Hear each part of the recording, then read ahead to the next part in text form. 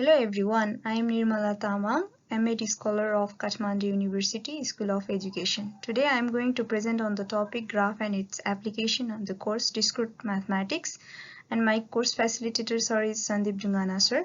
Let's begin the presentations. Now let's see what graph theory means. In introduction, let's see what the graph theory is.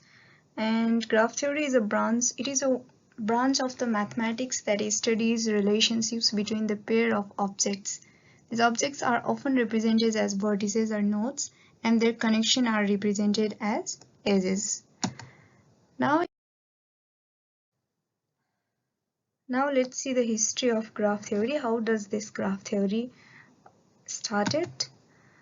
It is believed that Swiss mathematician Euler starts the graph theory. He develops the graph theory in purpose of solving this 7-bridge Königsberg problem. As you can see here in the picture, there is 7 bridges which connects the two islands of the Königsberg city, and there was a problem to solve to passes through the all bridges only once to reach the two islands, and the Euler solved these problems.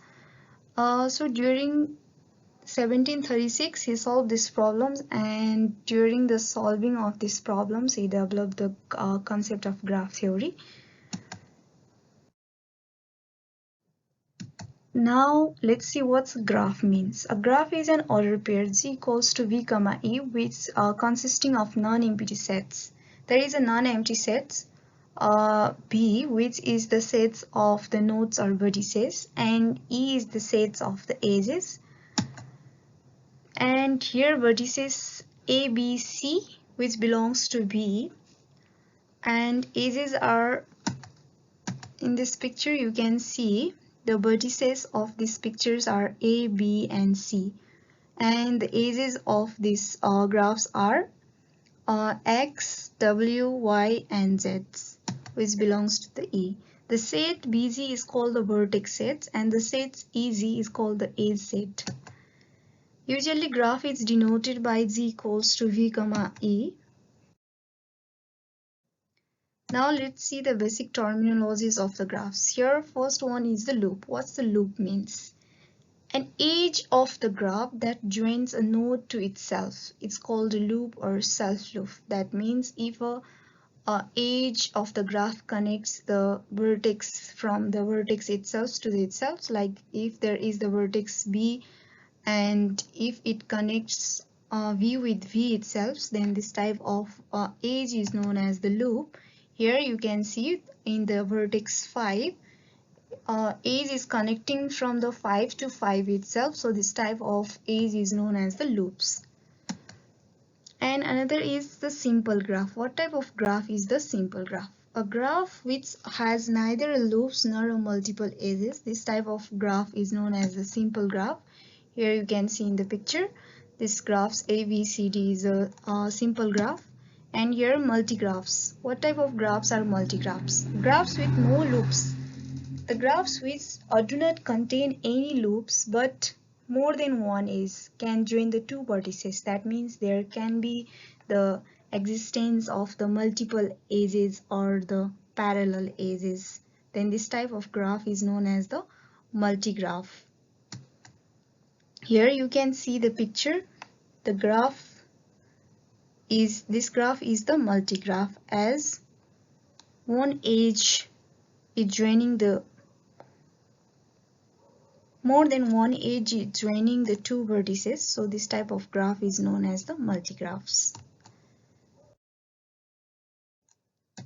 Now let's see another terminologies. Here we have a pseudograph. What type of graph is the pseudograph? A graph with the loops. A graph which exists the both loops and parallel edges is called a pseudograph. If in a graph both the loops and the parallel edges, multi-edges are allowed, then this type of graph is known as the pseudograph. And another one is finite and infinite graph. A finite graph can be a graph. This is a type of a graph with a finite number of vertices and edges. And if there is no finite number of vertices and edges, then this type of graph is known as the infinite graph. And another thing, degree of vertices. What's the degree of vertices means? There is a graph G equals to V comma E and B with the vertex of G. Then the number of edges incident on the vertex including self loops. Then the total number of vertices is known as the degree of that vertex. A vertex B in a graph G is said to be an even vertex if its degree is even. If any vertex contains even number of degree, then this type of vertex is said to be even vertex, and if the degree of the vertex is odd, then this type of vertex is known as the odd vertex. Let's see what's the isolated vertex is. A vertex with a 0 degree, that means no any edges are incident from the vertex, then this type of vertex is known as the vertex with 0 degree, which is known as the isolated vertex. And a graph which only contains the isolated vertex is called the null graph. Here you can see the picture of the null graph where only the isolated vertex are there, no edges are there on the vertex. Then this type of graph is known as the null graph. Now let's see what can be the applications of the graphs. What are the application of graphs? Is graphs only applicable in mathematics or in textbook, or it is applicable in our day-to-day life? Or are we using the graphs in our daily life? Let's see. The idea and the concept of graphs are used in various fields such as science, computer networking, and other daily life activities. Let's see what's the daily activities where we are using the graphs.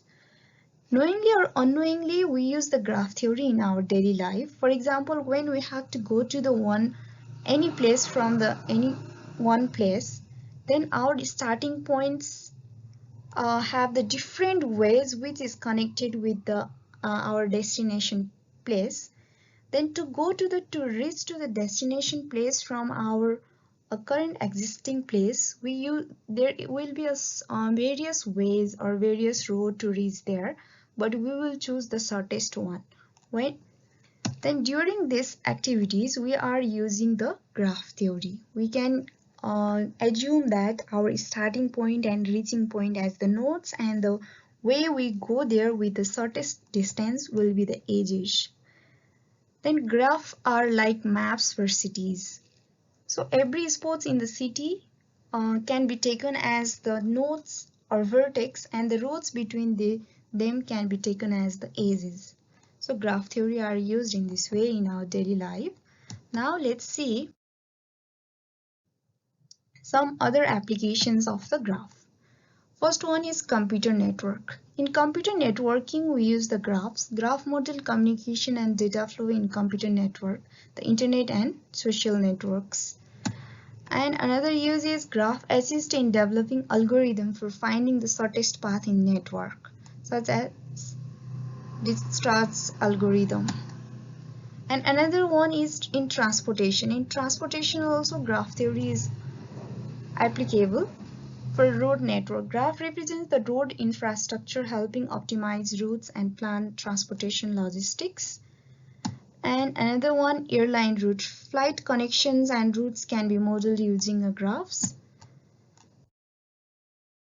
Now let's see another one is chemistry. In chemistry, for chemical compounds, graph model the structure of molecules and chemical compounds. So in chemistry also graph theory is used. Now let's see another one. In biology, how the graph theory is used in biology. To find the drug or to identify the targeted drug, graph theory can be used. And for the study of DNA and RNA, graph can be used. And to study the food chain of different animals in ecological systems. In ecosystem, various animals exist and they have the different types of foods, and one animals use the another animals as the food, so there is a one certain cycle or chain of the foods. So to study that food chain, we can use the graph. And for epidemiology, if any diseases are spreading among the community or any specific area, then graph helped model the spread of diseases in population, how fast or in what time, in what area the certain disease is spreading. Then to find out it, we can use the graph. This much for today. I hope you learned something new. Thank you for watching.